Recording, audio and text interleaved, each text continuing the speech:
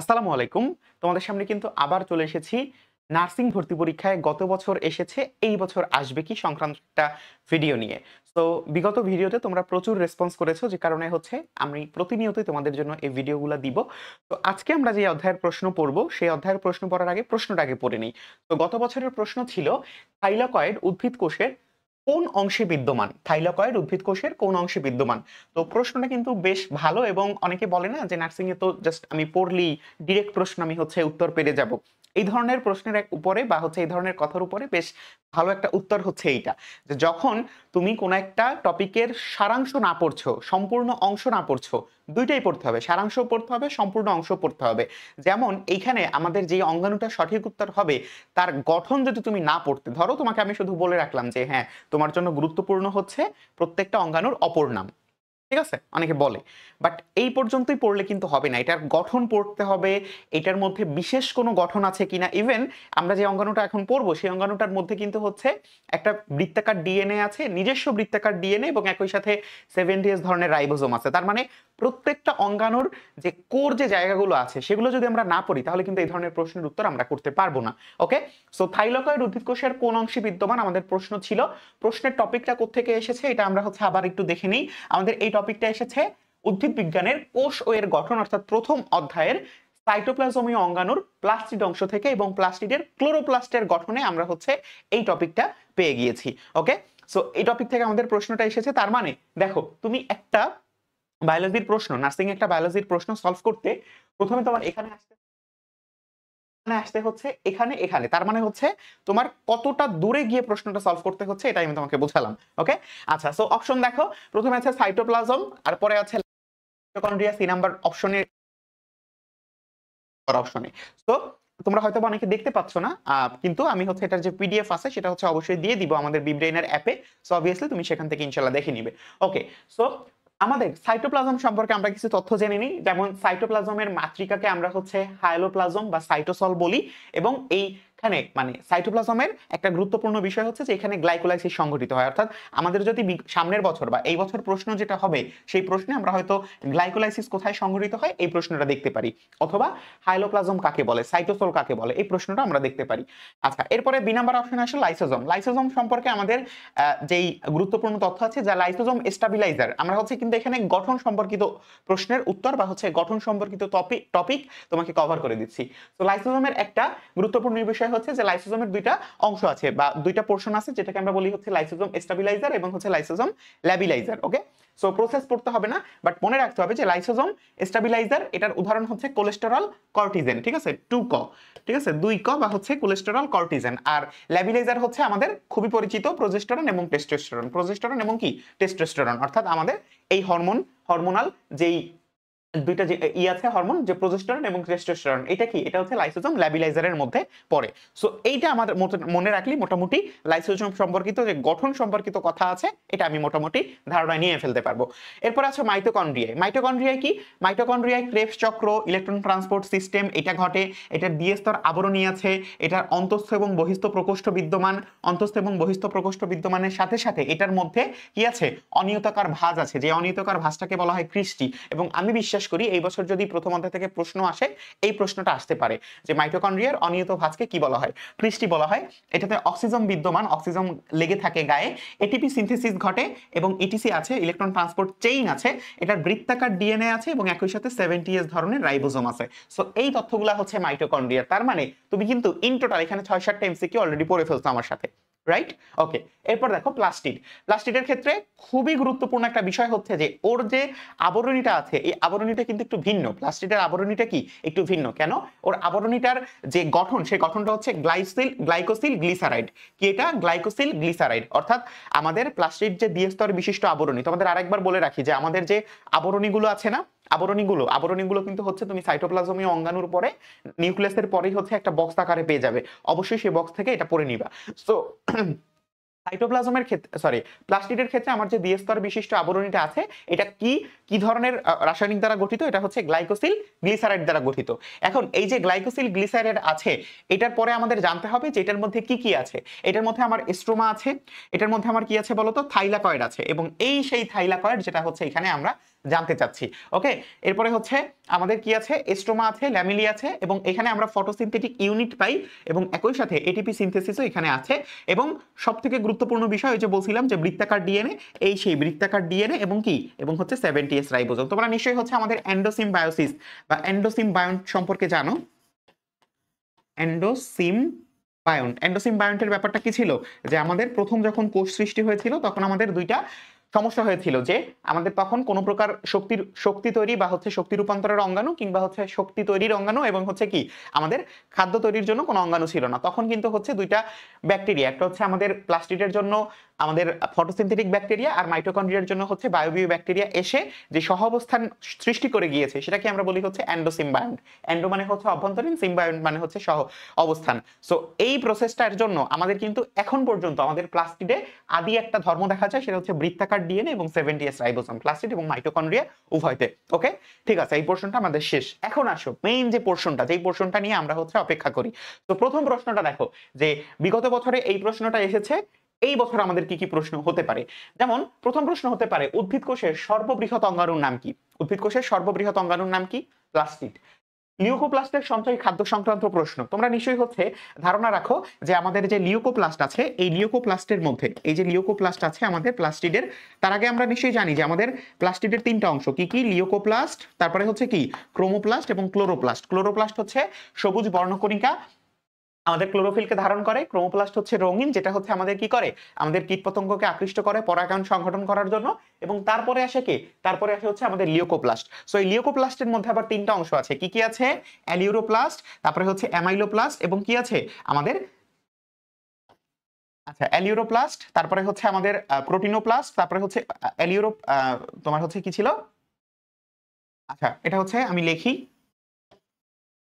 Aleuroplast, তারপরে হচ্ছে amyloplast, এবং হচ্ছে আমাদের স্নেহ জাতীয় যে পদার্থটা আছে সেটা কি ছিল বলতো, লিউকোপ্লাস্ট, অ্যালিউরোপ্লাস্ট, অ্যামাইলোপ্লাস্ট, এবং হচ্ছে,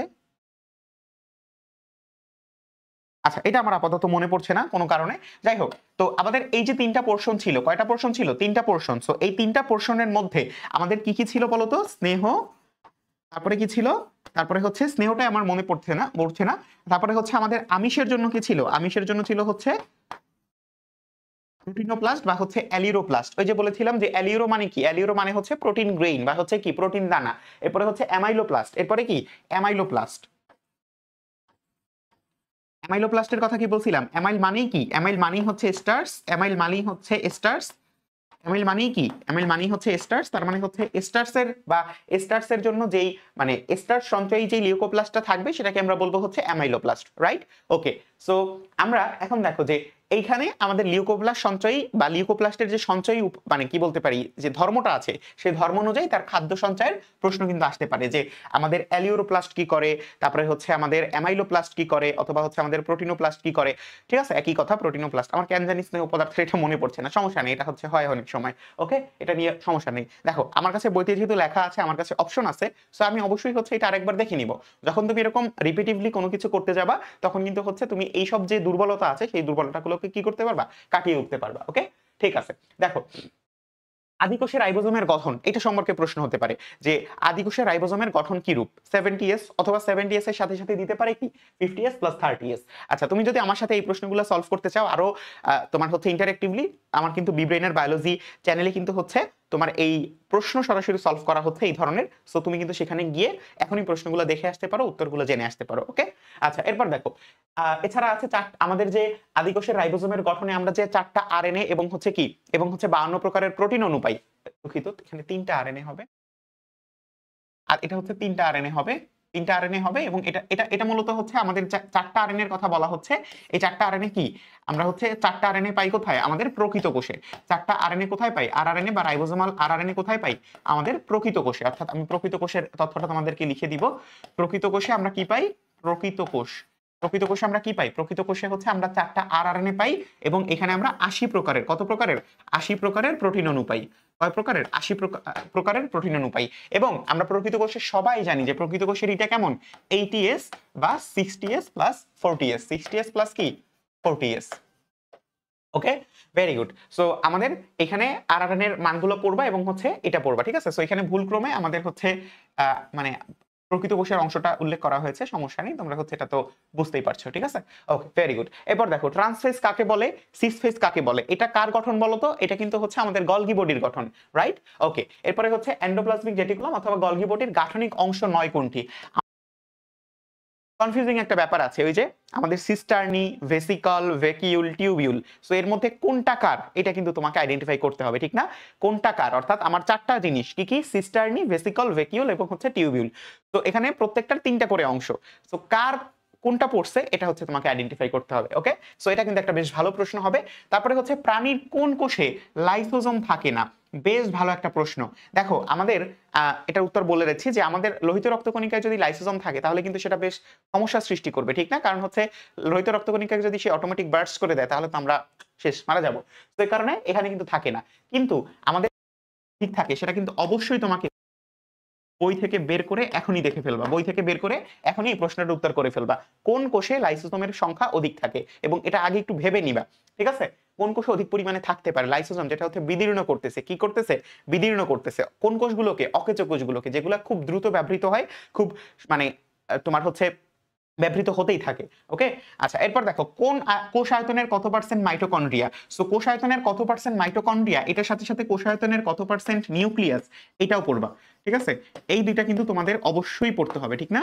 এই দুইটা হচ্ছে অবশ্যই পড়তে হবে। কোষ আয়তনের কত পার্সেন্ট হচ্ছে আমার নিউক্লিয়াস, কত পার্সেন্ট হচ্ছে মাইটোকন্ড্রিয়া, মাস্ট। এটা হচ্ছে কি একটা 5 স্টার প্রশ্ন, ঠিক আছে? এটা কি একটা 5 স্টার প্রশ্ন, ঠিক আছে? আচ্ছা এরপরে হচ্ছে আমাদের আঙ্গুলের মতো প্রবর্তককে কি বলা হয়? এটার মেমব্রেনে আঙ্গুলের মতো প্রবর্তককে কি বলা হয় বলো তো? এটা কি হবে? এটা হচ্ছে এখানে আমরা দেখে আসছি, ঠিক আছে? এটা আমি উত্তর করব না। এটা হচ্ছে যারা এতক্ষণ পর্যন্ত খুব মনোযোগ সহকারে উত্তরটা বা হচ্ছে পড়াটা দেখছো তাদের জন্য হচ্ছে এটা উত্তর করা কোনো ব্যাপারই না। আচ্ছা এরপর দেখো মায়োসিস বিভাজনের ক্রোমোজোম সংখ্যা হ্রাস পায় কোন পর্যায়ে? ঠিক আছে, আমাদের ক্রোমোজোম সংখ্যা হ্রাস পায় কোন পর্যায়ে? এখন তোমাদের কাছে তোমার সামনে মানে অপশন আসবে অ্যানাফেজ 1, অ্যানাফেজ 2, মেটাফেজ 1, মেটাফেজ 2। তোমাকে খুবই ঠান্ডা মাথায় অ্যান্সার করতে হবে এবং আমি তোমাদেরকে বলে রাখি যে আমাদের মায়োসিস কোষ বিভাজনে কিন্তু কি হয় বলতো?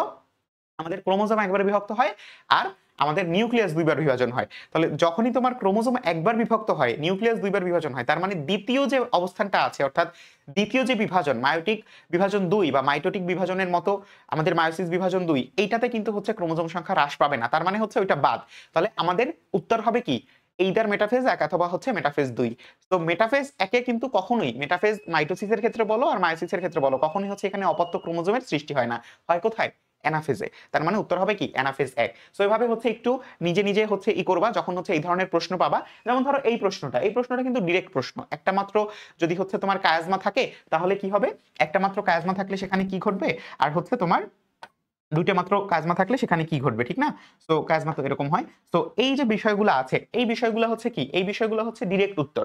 কিন্তু এই প্রশ্নের উত্তরগুলো কিন্তু হচ্ছে তোমাকে একটু লজিক্যালি দিতে হবে, ঠিক না? ওকে, এরপর দেখো প্লাস্টিক, আচ্ছা ইটিএস কোথায় থাকে বা ইলেকট্রন ট্রান্সপোর্ট সিস্টেম এটা কোথায় আমরা দেখতে পাই? ইটিএস বা হচ্ছে ইলেকট্রন ট্রান্সপোর্ট সিস্টেম বা এটা আমরা কোথায় দেখতে পাই? এটাও একটা প্রশ্ন, অবশ্যই হচ্ছে এখানে রিলেটেড আছে। অবশ্যই এটা উত্তর দেখে নিবা। আচ্ছা ডিরেক্ট প্রশ্ন, প্লাস্টিডের মেমব্রেনের গাঠনিক উপাদান, খুবই ভালো একটা প্রশ্ন এবং এই প্রশ্নের উত্তরই কিন্তু হচ্ছে আমরা এখানে দেখছি, মনে আছে? এখানে দেখছি, বলবো না কোন অংশটুকু, বাট এখানে কিন্তু অপশনটা চলে আসবে যে প্লাস্টিডের মেমব্রেনের গাঠনিক উপাদানের নাম কি, ঠিক আছে? প্লাস্টিডের মেমব্রেনের গাঠনিক উপাদানের নাম কি? আমাদের যেমন হচ্ছে কোষঝিল্লির গাঠনিক উপাদানের নাম কি? Phospholipid bilayer. সেম ভাবে প্লাস্টিড মেমব্রেনের গাঠনিক উপাদানের নাম কি? এটা তোমাকে জিজ্ঞেস করবে। আচ্ছা এরপরে হচ্ছে ম্যাট্রিক্স কি? ম্যাট্রিক্স কি আমরা এখানে দেখছি, ম্যাট্রিক্স মানে কি?